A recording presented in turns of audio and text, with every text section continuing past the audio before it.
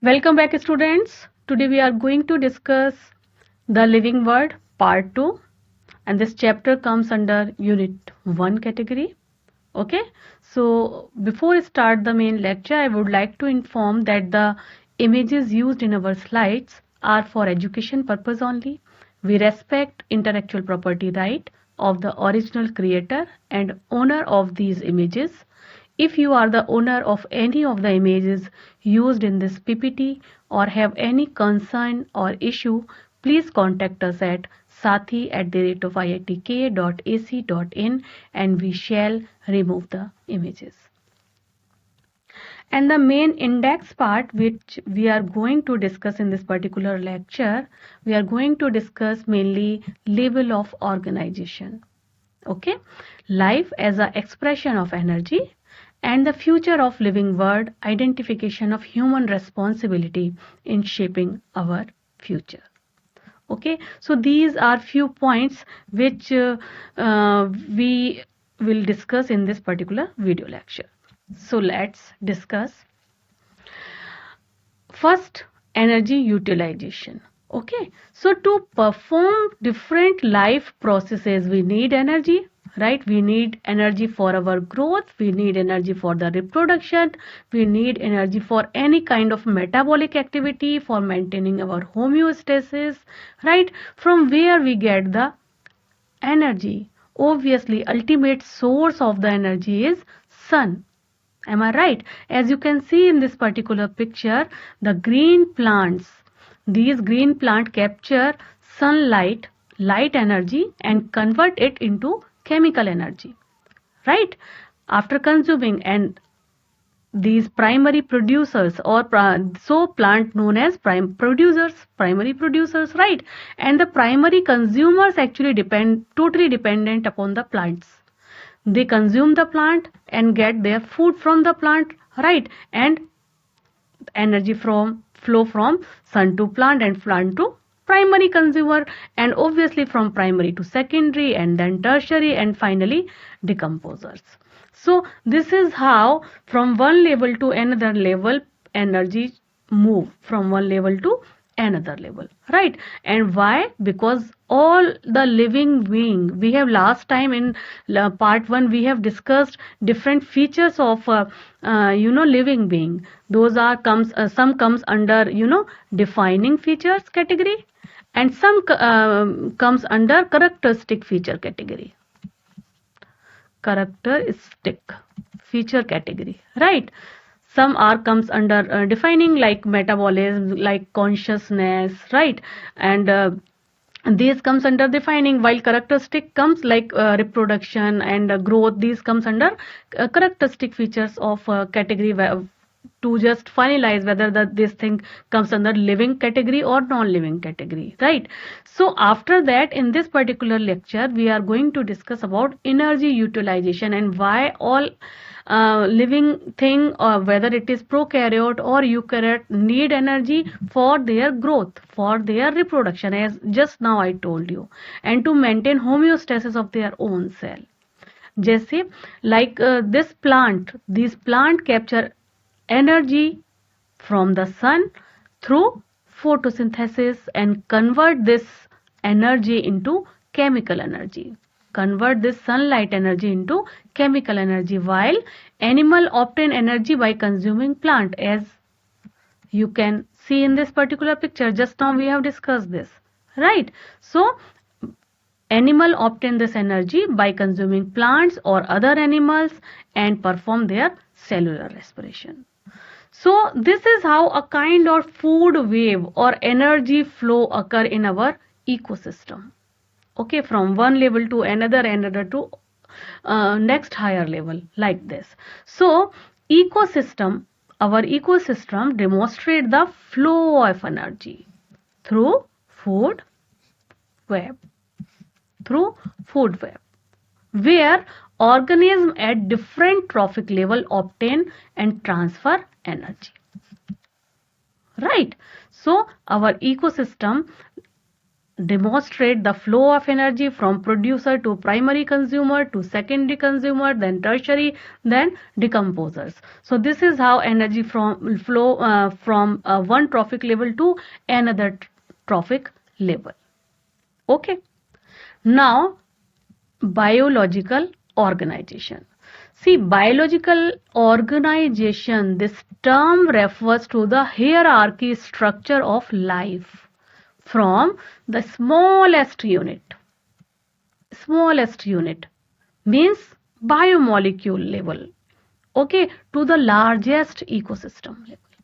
This organization from initially non-living, then primary or smallest unit of living means biomolecules, we can say, then cell, then tissue, then similar kind of tissue, the organ system, and so on. This type of organization in a hierarchy manner is known as biological organization. Okay, so biological organization is a way to categorize the different level of life. To categorize the different level of life, starting from the smallest and simplest unit to the largest and most complex system. Okay, as you can see in this particular slide, this is the atom. Then with the combination of atom, different kind of molecule, or we can say compound has been formed. Different type of compounds, say it may be different colloidal type, it may be crystal type, or it may be mixture type, but these atom and molecules are under non-living category. They are not having any living characteristic which is required for living system. But if these molecules have a single character of living category, then we can use the term biomolecule for the same. Biomolecules like we can say amino acid, we can say DNA or purine and pyrimidine, we can say nucleotide, we can say, or we can say monosaccharide. So these are the biological molecules, right? So if molecule are of these type, when it comes under living system category, without which living system is not able to perform its basic functions, that time we can use the term biomolecule, because these biomolecule is essential for the basic function of a living cell. Okay, so anyways, initially atom, lowest level, then after the combination of atoms, some kind of molecules or compound has been formed. Different three category I have mentioned over here already discussed, right? If these molecules are having characteristic of biological importance, that time we can use the term biomolecules. Then organelles, right? Then organelles to living cells. Here from this living cell, a single basic structural and functional unit of living cell is a basic unit, right? So living cell comes under this category, first trophic level. Then similar kind of cell combined and perform similar kind of function, then we can use the term tissue for the same. Similar kind of tissue is able to form a same kind of organ, right? And then same type of function, then organ system. So you can see simple to more complex, then comparatively more complex, and complexity increase, right? So organ to living cell to tissue to organ system, then individual organism. Here level of biological, what is the level over here? Second level, individual organism. Then when individual organism of same kind, of same species perform a different specific type of function, or they can interbreed, then we can use the term population, right? And then different type of population of different groups, different species, they combinedly we can use the term for them. What is the term? Community. And different community when combined and live in a specific geographical area, then we can use the term ecosystem. And different ecosystem, whether it is a land ecosystem, water ecosystem, or desert ecosystem, combinedly we can use the term. All the ecosystem come under a very big category that is known as biosphere. Okay, so this is how level of biological organization occur from simplest to complex one. From simplest to complex one. Okay, clear? Now, first level, molecule or and atom level. So it is the basic unit of organization in both. As just now we have seen, this level of organization is present in living as well as non-living objects. This is the basic level of organization. An atom is in itself is lifeless. There is no life in an atom. And after the combination of different atom, molecule has been formed. Molecule may be simple, or they may be compound, or they may be small or large. It depends upon the type of atoms and the number of atoms combined together and form this molecule. The molecule found in living system, if the molecule are found in living system, that time we can use the term biomolecule for the same. That time we can call the term biomolecules, if those molecules are essential for the living system. Right. Then subcellular level. In non-living system, molecule and compound form only aggregation. Means after the combination different type of molecule, it may form different type of crystal. It may create some kind of mixture or colloid. Right. In organelles, living system, they also form subcellular structure like cytoplasmic matrix, like different cell organelles. Right. So if non-living molecules come together and form different type of non-living things, but if certain biomolecule come together and form a biological kind of structure, that time we can use different terms. Here I have mentioned two examples just for you, like cytoplasmic matrix and cell organelle. So this level is known as subcellular level organization. Then and at cellular level, cellular means cell. Right. So what is cell? Cell are the basic and functional unit of life. So subcellular component get organized and form cells. They can be these cells. If single cell, then we can use the term prokaryotes, primitive type of nucleus is there, then prokaryote. If true nucleus is there, then we can use the term eukaryote. Okay, so cell may be of two different types. There I have mentioned a example of unicellular organism like amoeba. Okay, so this is the cellular level of organization. After cellular level, tissue level and organ level. Okay, so similar kind of function, if cells are performing similar kind of functions, then collectively for all those cells, what is the term we will use? We will use this term, tissue. Okay, so tissue work together to create organs. Okay, and all the cells which are able to perform similar kind of function, that collective cells, we can use the term tissue. And collectively when tissue work together to perform a single type of work, that time, and these different type of tissue, okay, yes, it may possible different type of tissue work together and create an organ, like lungs, like heart, like our skin, or organ like our stomach, liver, whatever it is. Right. So when tissue work together to create different type of tissue organ, what are the examples I have mentioned over here?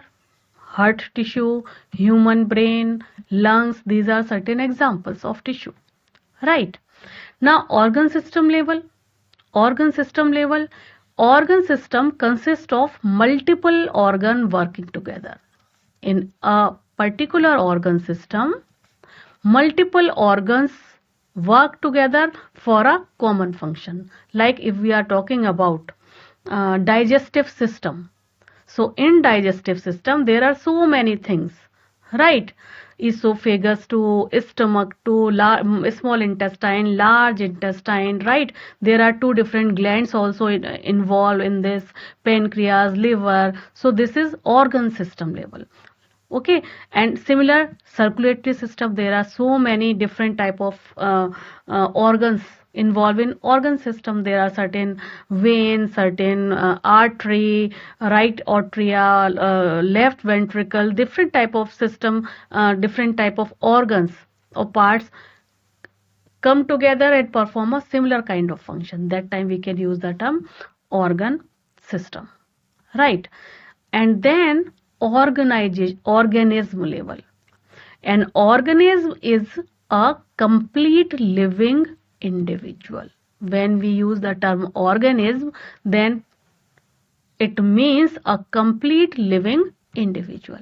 It can be a single cellular like amoeba, or it can be multicellular like human, like tiger, like bird, like fish, anything, right? But that is a complete living individual.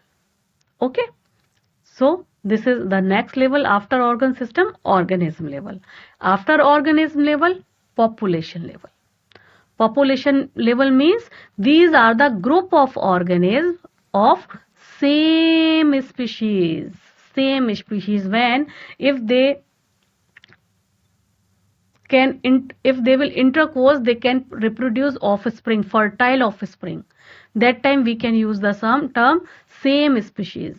So same population means group of organisms. You have to be very much conscious about it, that it is the group of organisms of same species living in same area, not different area, same area. Okay, same area is very, very important. Okay, so populations are group of organisms of the same species living in the same area. A population shares some gene pool because of interbreeding. They are able to interbreed. Okay, that's why they have shared some gene pool. After population level, next level is community level. Means population of different species found in a particular area. In a particular area, as you can see in this particular picture, this is an area. There is a population of snakes, there is a population live over here, different cattle, different plants, tree, and bird, but they all are live together in a common area, right? So this common area is common. It is useful for all type of population, whether it is a plant population, it is insect population, it is bird population, it is a mammal or whatever. Okay, so population of different, and all the species are different, but what is the common among them? Area is common. They can utilize that area for their benefit purpose, and to help each other up to a certain extent. Also they also compete to each other for their resources, but they live in a particular defined area, right? So population of different species found in a particular area constitute a community. Okay, member of community interact with one another for what? They can interact for one another for food, for shelter, for protection, and so on. Okay, so after community, next level is ecosystem level. Ecosystem level. It is an organization formed by the community of population found in an area and its abiotic environment. Okay, so it is an organization formed by the community of population and its abiotic environment. In previous one, community level, we are not discussing about abiotic components, but over here we are discussing about abiotic environment also, how they interact with each other and abiotic environment. Okay, so the two interact and influence to each other. These two means biotic, living, and non-living means abiotic environment interact with each other and influence each other. Ecosystem is largely self-sufficient, ecological, complex, which has its own flow of energy and its own biogeochemical cycle. In an ecosystem, individual constitute the smallest unit. In an ecosystem, individual, any individual constitute the smallest unit. As you can see in this particular picture, this is an ecosystem, right? Here you can see plants, you can see animal, okay, you can see some organisms which are present in the soil. You can also see some abiotic factors like water, like carbon dioxide, like other waste product, or some pollution. So sunlight, they all are interact to each other, they all are dependent to each other. Okay, like this plant utilize sunlight for its own food, for photosynthesis. Okay, and they are able to produce their fruit. This fruit or food product is further consumed by the primary consumer and then secondary consumer, and so on. And after respiration, during respiration, they release carbon dioxide, and this carbon dioxide, what they release, is actually utilized by the plant, and the oxygen which is released by the plant is utilized by the animal. So biotic and abiotic factor both are interact to each other, they both are influence to each other. Okay, because of there is a nitrogen cycle, there is carbon dioxide cycle, there is oxygen cycle.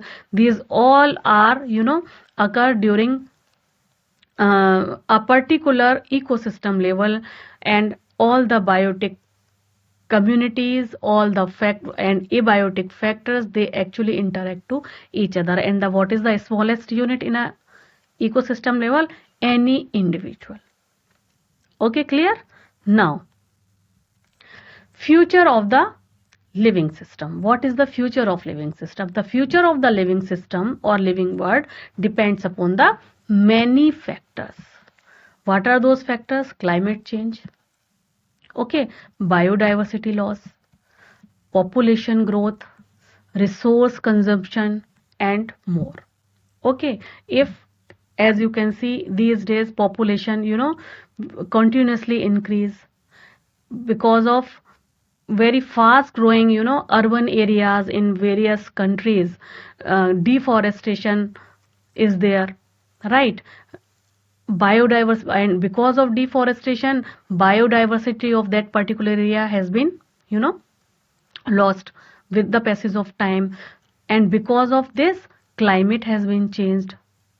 As we continuously cut the forest, then resources are continuously decrease in number. So because of these factors, and these all are interrelated, because so many products we have obtained from the plants, so many products we have obtained from the animals, which are which very frequently found in forest area, right? And so these all are related. If forest is not there, then so many animals, so many different endangered species and other species which are very much comfortable in forest area, their population continuously decline, right? So these factors actually very important for us. So our future or living organism future is not predetermined or fixed, but rather it's shaped by our action, our decision, our government decision, and as an individual, for the humankind, for the human welfare, for the society welfare, it's our own duty to be taking care of our biodiversity of which is present in our country and in the world, with this purity of water, purity of air, purity of fruit, purity of soil. Okay, these are the some important aspect which is required by each, and this is the basic right for each individual which are present on this particular earth, right? So it is our responsibility, it is human responsibility to crucial in determining the fate of living world. It's our responsibility. Okay, so this is all about the chapter 1. In this particular video lecture we are discussing about different level of biological organization. In previous lecture we were discussed about characteristic and defining feature of living and non-living. So now this chapter has been finished. If you have any query, any doubt related to this chapter, you can write down to me in comment box. We will discuss it later on. Till then, take care. Bye bye. Namaskar.